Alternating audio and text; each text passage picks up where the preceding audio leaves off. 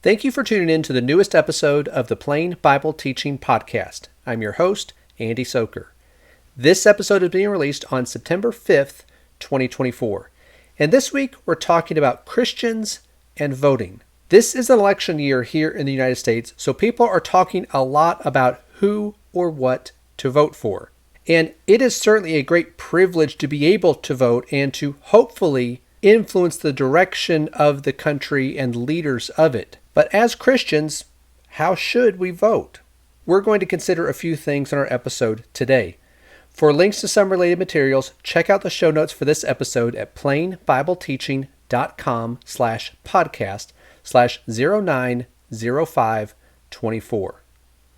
Now for our discussion this week. If you're listening to this episode on the day it is released, then we are 2 months away from Election Day in the United States. And naturally, there's a lot of discussion about the various candidates and the possible implications that might come from this election. However, our discussion today is not about any specific candidates who may be running for office. I'm also not going to be endorsing any political party or candidate here today.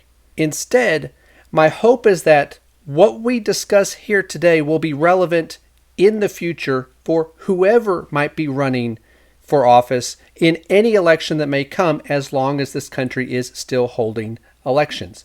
So there are a few things I want us to consider today. First, before we talk about how a Christian should vote, I want to ask this question: should Christians vote? Some advocate for Christians being completely uninvolved with the government, which includes participating in elections or voting. David Lipscomb was a big advocate of this. Lipscomb was maybe the most influential preacher among churches of Christ in the South in the years that followed the Civil War. And he wrote this in the preface to his book about civil government. "It took but little thought to see that Christians cannot fight, cannot slay one another or their fellow men at the behest of any earthly ruler, or to establish or maintain any human government. But if he cannot fight himself, can he vote to make another fight? What I lead or influence another to do, I do through that other. The man who votes to put another in a place or position is in honor bound to maintain him in that position, and is responsible for all the actions, courses, or results that logically and necessarily flow from the occupancy and maintenance of that position. A man who votes to bring about a war, or that votes for that which logically and necessary brings about war, is responsible for that war and for all the necessary and usual attendants and results of that war." Now, in that quote, Lipscomb was focused on one issue, war, particularly the Civil War, and he argued that one who voted for a war, or for a course that would lead to war, was just as responsible as one who was directly fighting in that war. So then the question comes up, well, could a Christian just vote to prevent war? Well, Lipscomb continued. "But some may say, it is a Christian's duty to vote against war and against that which will produce war. Yes, but how can he know which course will or will not bring about war? Many men voted for the secession of the states South with a view that that was the only way to prevent war. Some thought separation, as between Abraham and Lot's families, would end the strife that would be interminable within the Union. Others thought, argued, and voted, if the southern states show a united front, there will be no war. If we are divided, the division will invite war. So voted for secession to avoid war." And of course, we see from history what actually happened, that the secession led to the war between the states, or the Civil War. So he advocated that Christians just stay out of it altogether and not participate in voting. Now, there's a compelling case to be made for Christians not serving in some capacity in the government, whether in the military or an elected office or in some bureaucratic role or something like that. I'm not saying I agree with that, but I understand the argument. However, to me, voting is different. When someone votes, they're not becoming part of the government or acting as an agent of the state. Instead, they're just trying to influence the leaders to the degree that their vote allows them to do that. And provided that there is a reasonable expectation that we can exert some influence in that way, then I think it's good for Christians to participate in that. But for those who cannot vote in good conscience, I'm not going to try to guilt them into voting. So for the rest of our discussion here today, I want to focus on some considerations for those of us who believe that Christians can vote. So how should we vote? Well, the first question that may naturally come up is, should we vote for someone based on their character? Yes and no. Well, what do I mean by that? Well, obviously character is important. The wise man said, when the righteous increase, the people rejoice.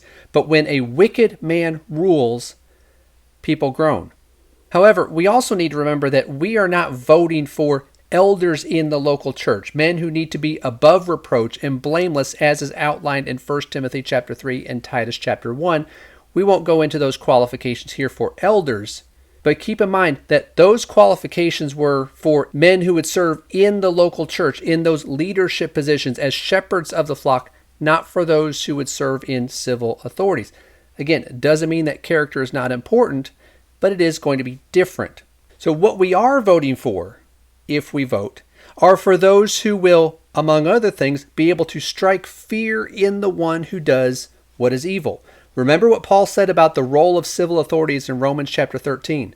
For rulers are not a cause of fear for good behavior, but for evil. Do you want to have no fear of authority? Do what is good, and you will have praise from the same.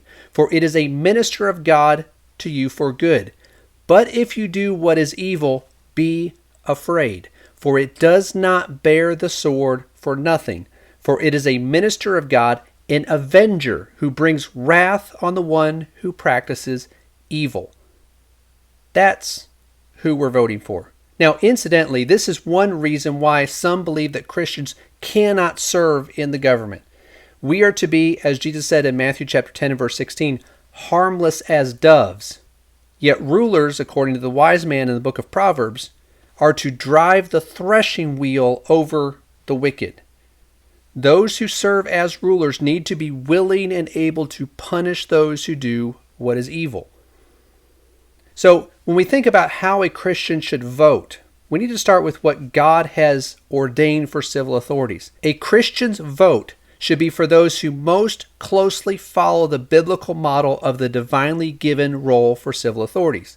So what does God want the civil authorities to do? Not what we might want. What does God want them to do? Well, first, they are to punish evildoers. We already talked about this verse in Romans chapter 13, that rulers are not a cause of fear for good behavior, but for evil. That they are a minister of God who bring wrath on the one who practices evil. So this is one of the things God set up. This is why government is there, is to punish evildoers. And with that, God ordained them to protect the innocent. That is implied in that verse in Romans chapter 13. As they punish those who do what is evil, they are, by extension, protecting those who are innocent, protecting those who may be harmed by the ones who would do evil. The way they do that is by punishing evildoers, and not just to punish the ones who actually do the evil, but to deter others from committing similar crimes. Notice what the wise man said in the book of Ecclesiastes. Because the sentence against an evil deed is not executed quickly, therefore the hearts of the sons of men among them are given fully to do evil. By punishing the wicked, they are also deterring other people from doing the same thing. By doing both of those things, they are protecting those who are innocent. And then number 3, God expects civil authorities to provide and maintain an environment in which we are free to carry out the responsibilities that God has given us. Paul told Timothy in 1 Timothy chapter 2, "First of all, then, I urge that entreaties and prayers, petitions and thanksgivings be made on behalf of all men, for kings and for all who are in authority, so that we may lead a tranquil and quiet life in all godliness and dignity." In other words, pray for civil authorities that they will leave us alone and allow us to do the will of God without hindrance. So it stands to reason that if Christians are to vote, we should first consider who will fulfill the role that God has given to civil authorities: to punish evildoers, to protect the innocent, and to maintain a free environment for its people. Now, another consideration is this. What about those that we might think would help turn this into a Christian nation? Well, first of all, there is no such thing as a Christian nation. God's people, Christians, are described in 1 Peter 2 and verse 9 as a holy nation. They are God's special people. Now, along these same lines, we also hear about the separation of church and state. From a biblical perspective, God expects those two entities to be separate from one another. One has the task of helping to save man from his sins, which is the church. The other has the task of restraining those who would harm others in their sin, which is the state. Now, often those on the right, who are religiously and politically conservative, are portrayed as ones who are wanting to make this a Christian nation. And lately we hear a lot about Christian nationalism, whatever that is. Yet this can also be manifested by those on the left in a different way, by calling for government to do what God has told us to do. Now we need to remember that the state is not to spread the gospel. God has given that work to the church. 1 Timothy 3:15 says the church is the pillar and support of the truth, not the state. That is the work of the church.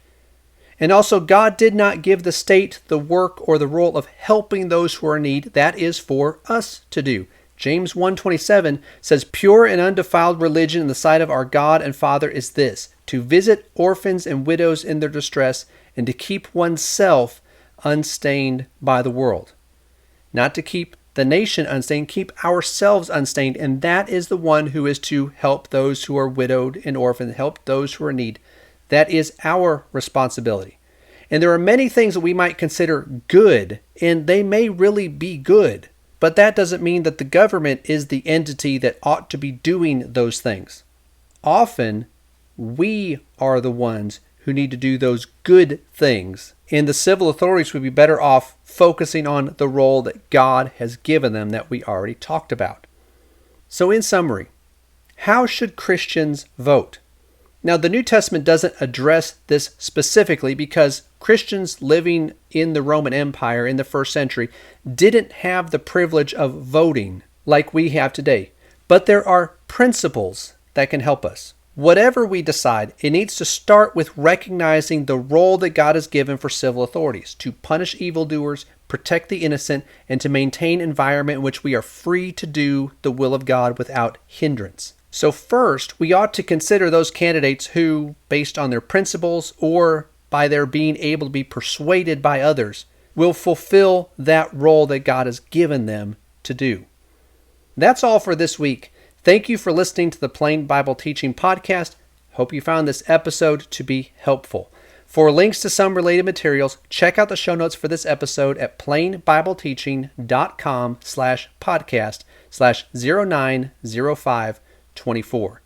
If you have a moment to rate and review the podcast or share with others who may be interested, that is always appreciated. And if you're listening to this, remember that we also upload video versions of the podcast to the Plain Bible Teaching YouTube channel. So if you prefer to watch this on video, that option is there for you. And if you are watching this on YouTube, please like this video and subscribe to the channel so you can see the other videos we post here from time to time. And if you see a news story or have some topic that you think would make for a good discussion here, send that to me at andy@plainbibleteaching.com. Thanks again for listening, and I hope to talk to you again next week.